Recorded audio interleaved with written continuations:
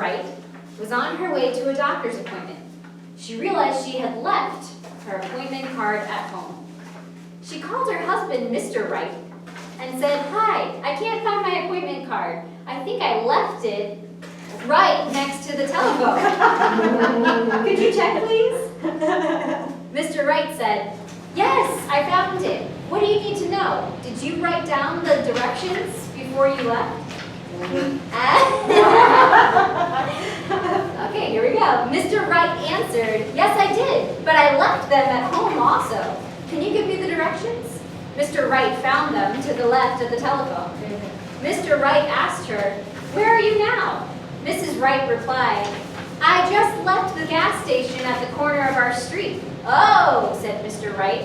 "Well, it will take you about 15 minutes. Go to 51st Street and Wellington Road and turn left at the stop sign. Then go to 61st Avenue and turn right. You will go at least 18 blocks. It will be on your left," answered Mr. Wright. Mrs. Wright found the doctor's office. The nurse pointed and said, "Go down this hallway and turn left. Your room is number 4. It will be on the left." All right, here's the final stage. Mrs. Wright saw the doctor, then walked right out the door into a terrible storm. She turned left, but couldn't remember where she had left the car. Suddenly, she remembered she had driven Mr. Wright's car, and that her car was in the driveway at home, right where she had left it. I did not know. Okay, here's the final stage. Ready? Take a few deep breaths. Here it goes. Eventually, Mrs. Wright got home and found Mr. Wright impatiently waiting for her. "I thought you would be right back," he said. "I need to get back to work right away. I was going to use your car, but I realized I did not have your keys." Mrs. Wright smiled. "I left the keys right next to the directions. I guess you did not see them. Am I right?" "Yes, you are right," Mr. Wright said. "I'm going now. Will you be okay?" "I'm fine," said Mrs. Wright. "I have no energy left, so I'm going to rest right now. Right after you leave." I win because I have the most cards. Hey, give yourself a round of applause. Wasn't that fun and amusing? It just really touched your legs. I have bad soft skills. Good. Yeah, I think so. I think it's all right. Did you write this? No, I did not write that. Every time you said right, I'm like, right, did you write this? No, I didn't write it. But it's kind of fun. Jean just found this the other day, and it's kind of fun because it demonstrates to you what you have to do when you're listening to a speech, you know, especially when you're the and ah counter. It's so easy to get sucked into the story of the speech, but then part of your brain has to be disconnected watching the speech.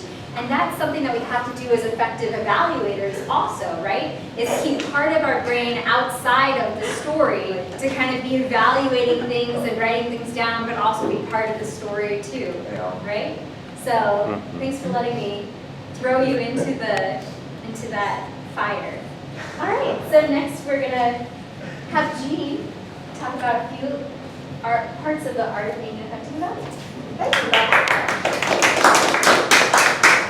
Wow, we feel like we're in a regular meeting. Ralph, question? One, I apologize to the group for being late. That's all right. Number two, I'm going to record it. David Witt let us borrow it, so hopefully we'll have this for future generations. Can I please get one of the evaluation sheets? Yes, you can. Thank you.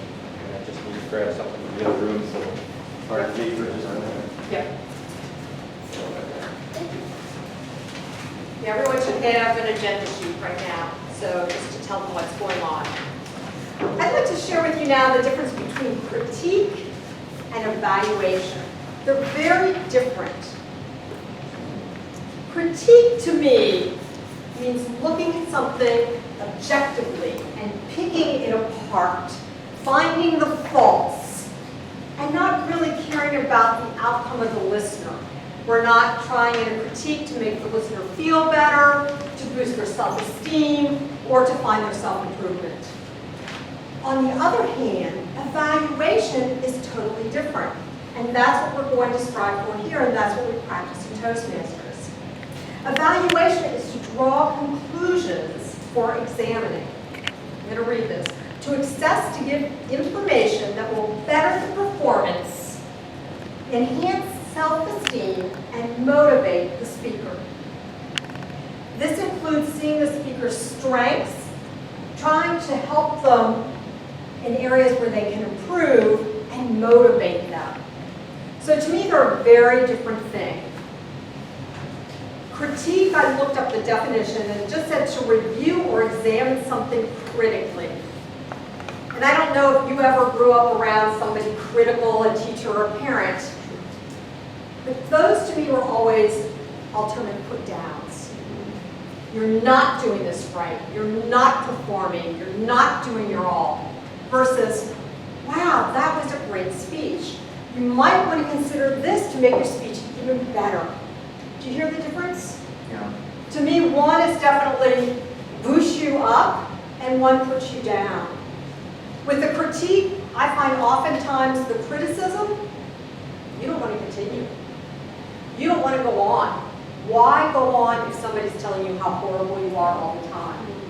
But with an evaluation, and I think this is what is so beautiful about Toastmaster, we're all here to build each other up. We want each one of us to be the best speaker we can be. It's not a competition amongst ourselves. It's a competition to make us be the best we can be. So we're all in it for everybody else. And I think that is a very defining definition of evaluation versus critique. Any questions on that? Okay, great.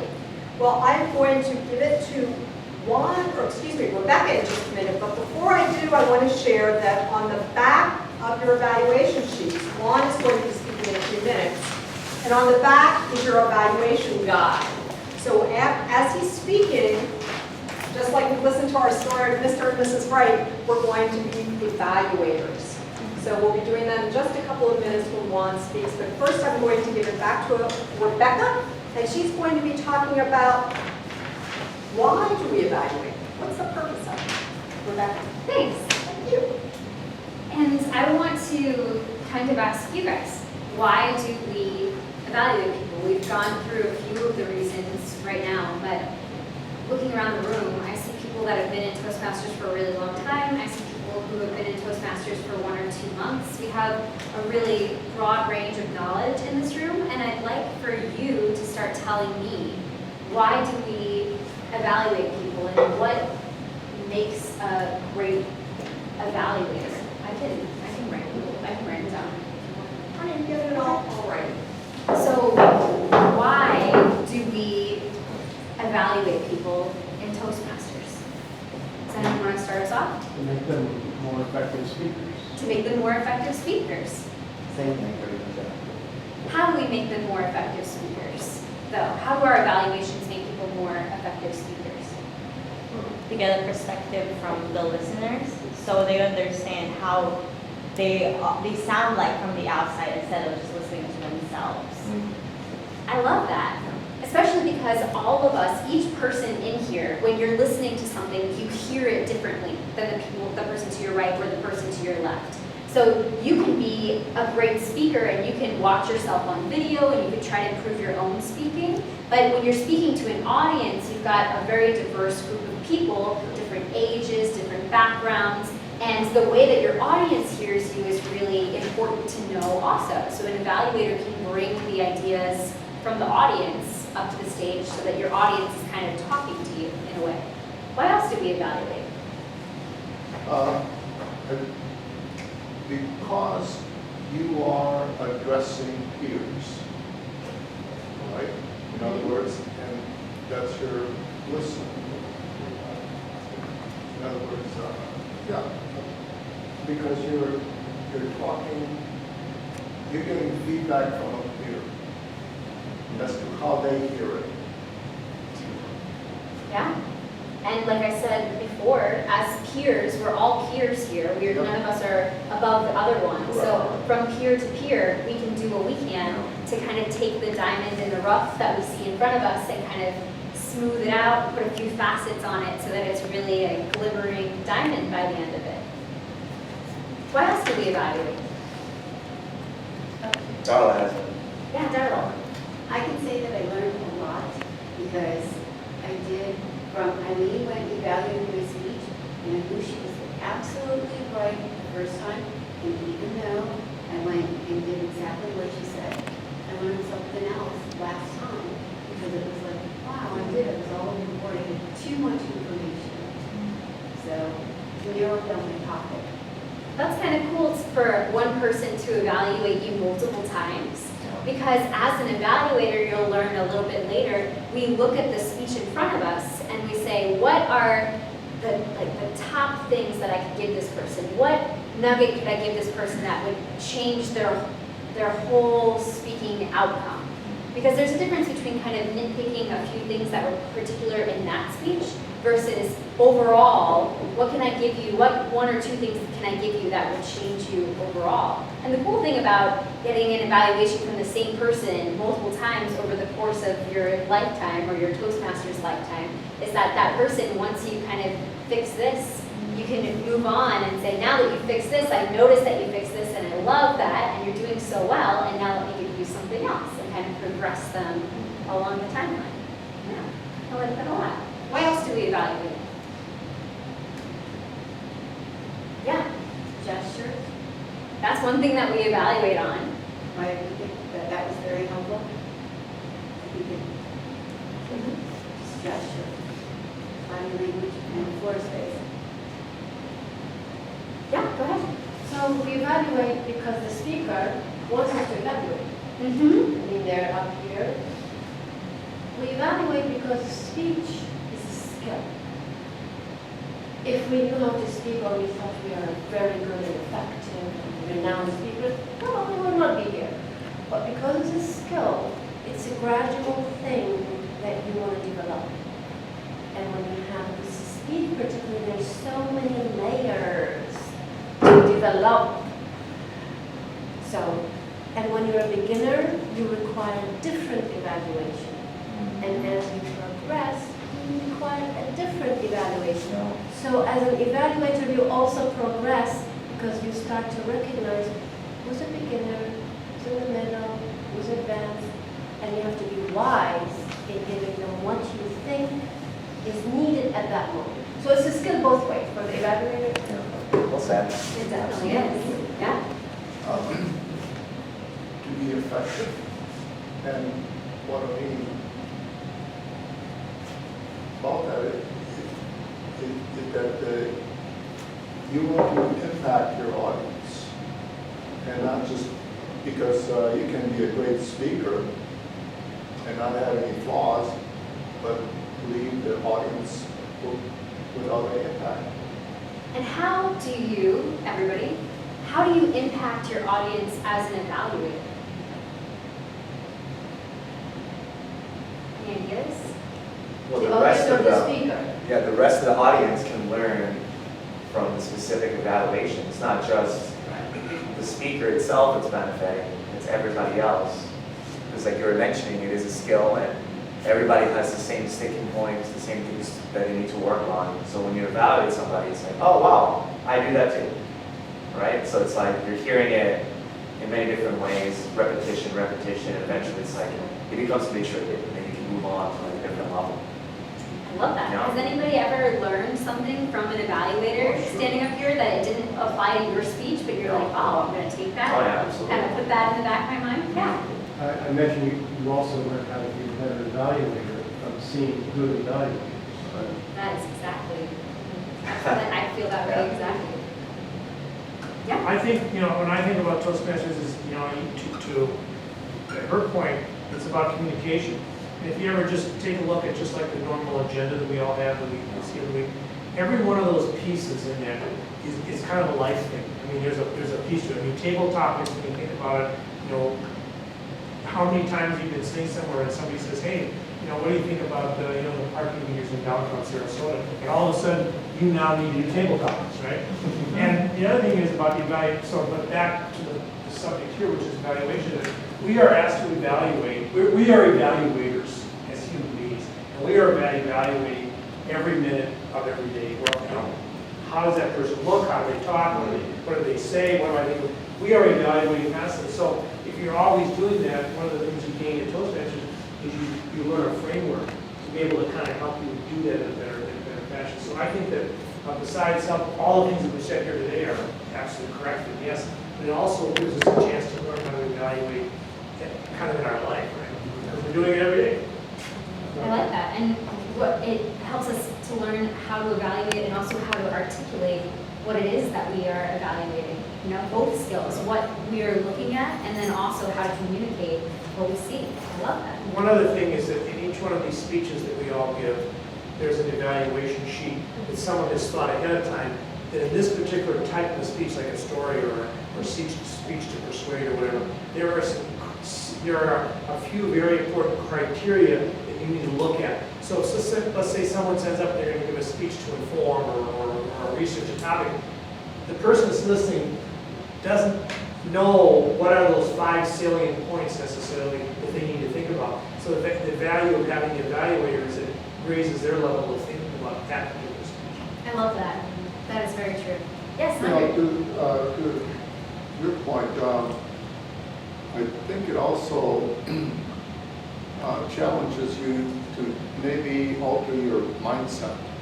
In other words, because we are, like the example which you mentioned, is it's very easy to critique someone or to judge someone, and we do that on a daily basis, right? Instead of thinking about evaluating them, which is lifting them up instead of finding a fault.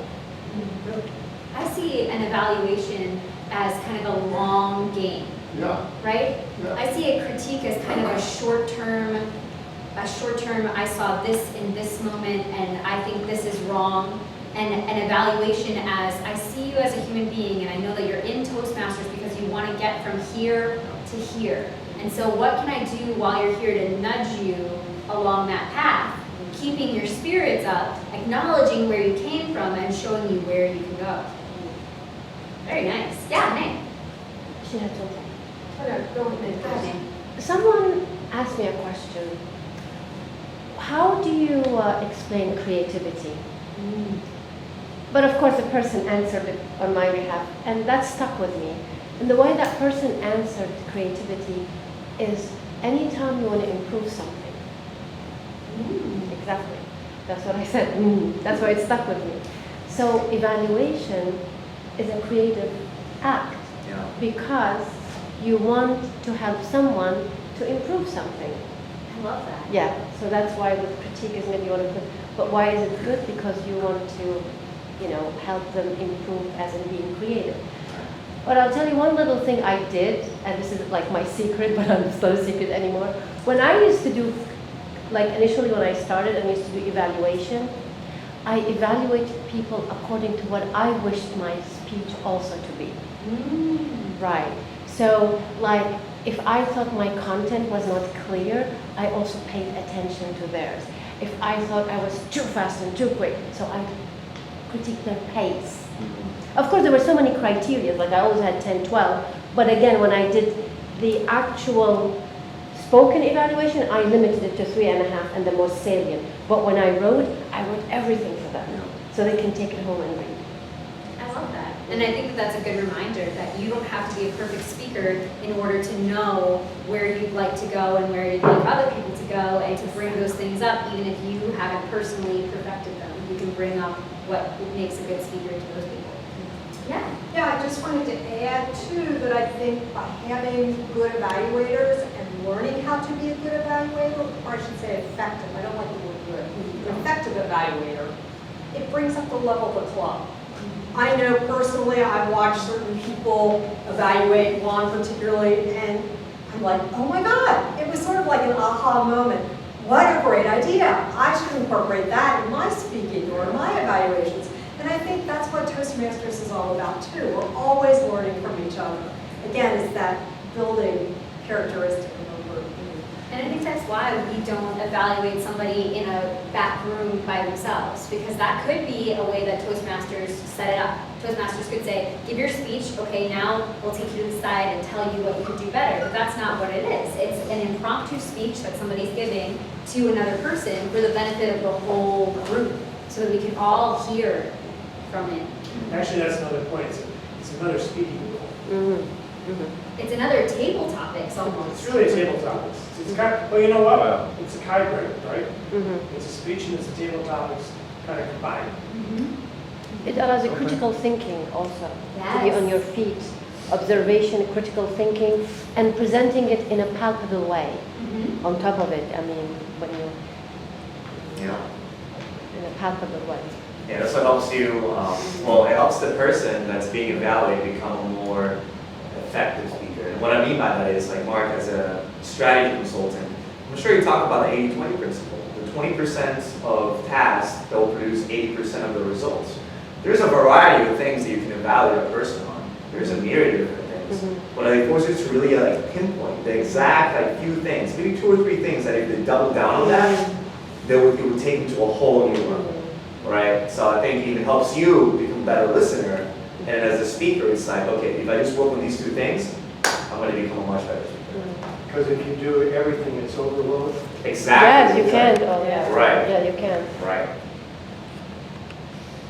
Good. I love where we are. So I think that everybody's minds are thinking about what it takes to be an effective evaluator. And of course, we're going to give you some things that we've thought of that we think will help you to become effective evaluators. But next, let's just read over what we said. Thank you so much, Jean, for writing these Real down. quick interjection, if I may. Scott asked that we lock the front door after everyone's arrived to keep folks off the street from wandering in.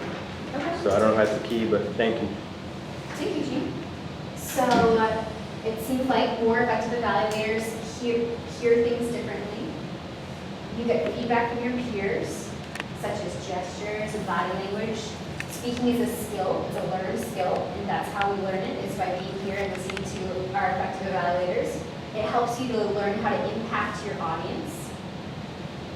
As an evaluator, you have to improvise, and you can watch other evaluators to improve your own skill set. You learn life skills to communicate, and it raises the bar of the speaker and yourself as a speaker as well. You help to lift other people up, and you learn how to do that. Evaluation is a creative act. It helps you develop your critical thinking. It builds the club and the individuals, and it makes everybody a better speaker. And with all of that in mind, the next thing that we're going to do is to listen to a speaker who's going to give a speech right in front of us. And I'll let Jean kind of talk about what that's going to look like and then introduce our speaker. Thank you. Well, to be honest, I don't know exactly what Juan has planned for us, but I'm sure it's going to be very exciting. He is a very practiced speaker, and he's been in various contests, and he's also doing public speaking as a professional route as well, right?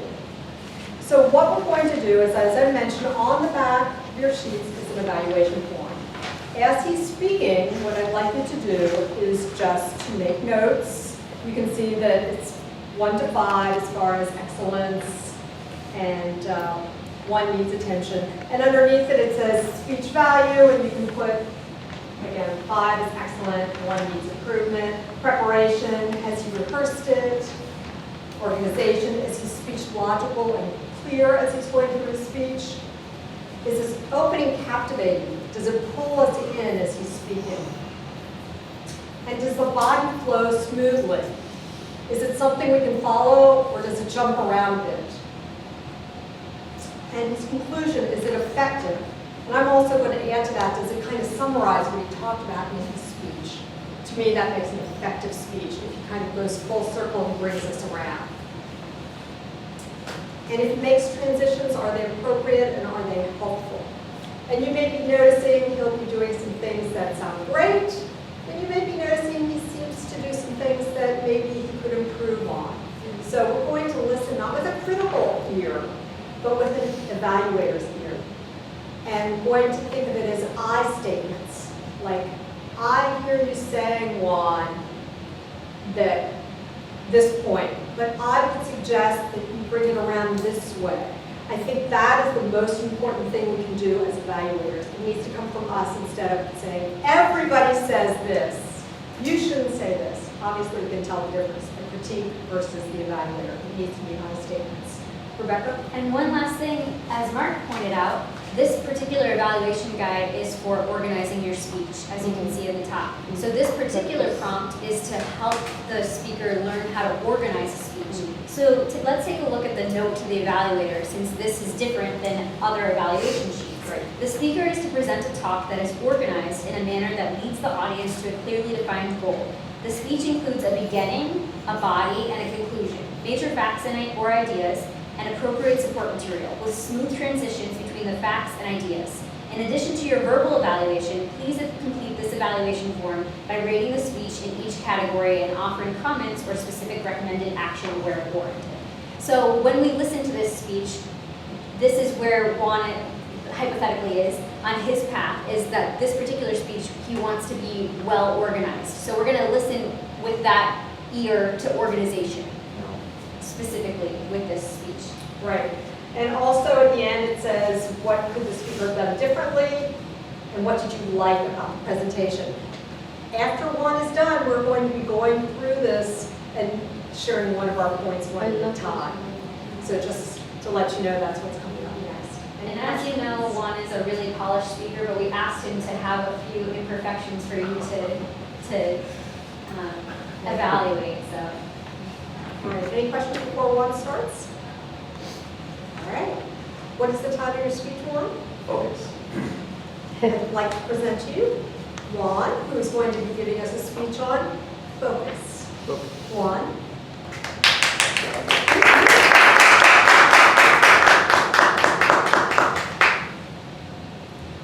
Juan, focus! You're not seeing the bigger picture. Dad, I've been looking at the poster for the past 30 minutes. There is no picture. Juan, you need to change your focus. Madam Toastmaster and fellow Toastmasters, at that particular moment, I was looking at a stereogram. And as you may or may not know, a stereogram is a poster with a blurry background. And if you focus on a particular spot long enough, the blurry background transforms into a beautiful picture. Does anybody have fond memories of looking at a stereogram as a kid? Raise your hand if you do. That's great, I don't. I hated it. For whatever reason, no matter how long I looked at that poster, I could never see the bigger picture. And evidently, not being able to see the bigger picture has been a recurring theme in my life. Let me take you back to the year 2016. It's my senior year of college, and I'm 2 months away from graduating. I'm absolutely terrified because I have no idea what I'm going to do with my life after. Much like a stereogram, my life at that moment felt blurry, confusing, and without clear purpose. Have you ever felt that way? So I decided to go back home one weekend and seek counsel from my dad. Because dads know everything, right? Yeah. So I sat down with him in the living room for hours, venting my insecurities, my doubts, my concerns. And after I was done talking, I was expecting him to go on this epic rant and instill his wisdom on me. But he just looked at me with a very thoughtful look and said, Juan, just change your focus. I'm like, okay, change my focus and, no, that's it. Just change your focus. You're good. Good luck, son. See you next time. Well, so much for being my personal Yoda, right? So I decided to seek counsel from the next best thing, the internet. So I went on YouTube, and I devoured every video, every piece of content I could get my hands on, the topics of personal development and self-growth, business marketing, anything that could benefit my life. And in my research, I came upon this YouTuber. His name is Ty, and he was showboating his Lamborghini and his beautiful mansion in Beverly Hills. And Ty was having a private retreat in Hollywood, where you can meet him in person. And I thought, great, fantastic, this is the mentor that I'm looking for. 3 days later, I booked a flight to LA. So I get to LAX airport, I pick up my luggage, and go outside to order my Uber. 5 minutes later, the Uber picks me up, and we're on our merry way. Now, I purposely planned it to be there right when it starts, hour by hour, minute by minute. But I didn't take into account LA traffic. So we go from driving 30 to 45 miles per hour, but once we get into the highway, it's like 0.5 miles per hour in bumper-to-bumper traffic. And as I looked out into the sea of traffic in front of me, once again, my life felt like a stereogram.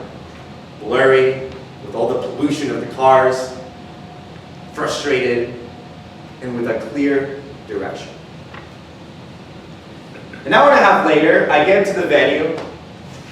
The speech is already like halfway done, so I missed like most of it. There aren't any seats left in the front, so I have to sit all the way in the back. I can barely listen to what Ty is saying. So I'm not a very happy camper. I'm very upset, very miserable. And at the end of the presentation, I line up with the rest of the guests to speak to Ty in person. So I wait my turn, and about like an hour later, I finally get to the front line. And once again, I just start venting. I tell them about my life story, how I'm confused. I'm not sure what to do. And Ty just looks at me with the most thoughtful look. Can you guess what he says to me? Juan, focus! You need to change your focus. That's it. Best of luck. Next. Was Ty and my dad like talking to each other? They were giving me the exact same advice. But you know what? I thought maybe there's something to this, right? I'm hearing this all over the place. So let me apply that piece of gold that they're giving me. And on the flight back, I start reflecting like, what can I do? How can I change my focus? So as soon as I go back to Tampa, I decided I was going to say yes to different things. If somebody recommended a book, yeah, I'll go read that book. If somebody recommended a workshop, absolutely, I'm going to go to that workshop. If somebody recommended I go reach out to this mentor, I said, yeah, let me go to that person. And over time, my mind started to expand. And I started to notice different opportunities to improve myself. One fateful afternoon, on my lunch break, I'm walking down the hall, and then I see this poster catch my corner of my eye. It's on a wall. It's a very small poster. But it caught my eye, so I go up to the poster and I look at it, and it's an advertisement for Toastmasters. My company had a Toastmasters club, and they were inviting us to go visit that club and just see what it's about. So I'm like, Toastmasters. I remember hearing about it in college, but I never took advantage of it. I never saw that as an opportunity. So I'm like, why not? I'm saying yes to everything. Might as well say yes to this one more thing. So I show up, and immediately they asked me to do a table topic. Well, they asked guests if they want to volunteer to do a table topic. And my heart started palpitating, I started sweating, and like involuntarily, like my arm started to like raise itself, and I wanted to know, what are you doing? Don't! But subconsciously,